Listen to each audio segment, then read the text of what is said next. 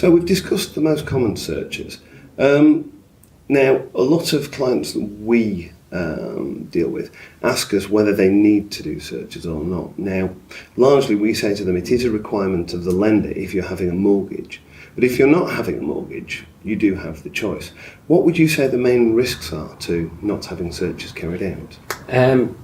I would say the most common phrase around whether searches are required, and that includes like all the standard ones, what would be viewed as standard and optional, is wouldn't you want to know?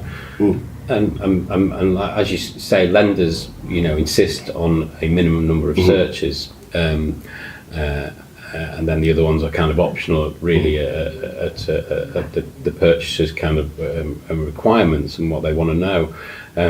I think a cash buyer wouldn't need searches, but then they are taking on all the risk. I mean, the thing, if a solicitor doesn't do their job properly, is you can sue them. And when they would always recommend that you do the searches, so you can't sue them for something being revealed on a search that would have affected your use or enjoyment of that property after you've purchased it, if you've chosen not to do those searches. I mean, if I'm buying a house, and I did recently, I got every search under the sun, and the most valuable ones really for me were really the planning ones, and knowing what else was going on in the local area. I think it did reveal a housing development that I was already aware of.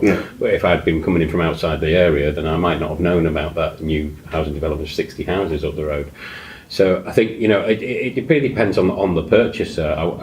Given the cost of property and the cost of searches, I would always say get as many done as you can afford to get done, because it's better to know in advance, and then you're making a very informed decision about purchasing your property. If you're a purchaser and think, well, actually, I don't want to know and I've got cash, then on your own head be it.